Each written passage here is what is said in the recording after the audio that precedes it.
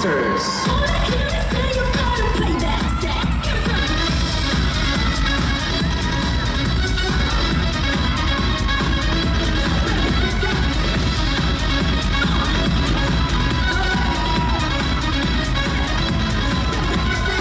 Last week, honey, he's so dang, he been loving himself, wanna kill me, yeah. I'm like, boy, stop, run that back. Goddamn, you talking, can you play that sax?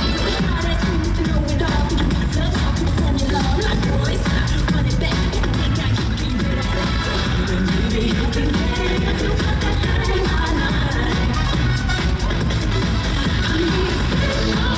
Don't think you're chasing outside. Don't get high.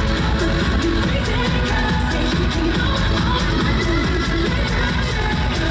Wanna hear me say you better play that sax? Give it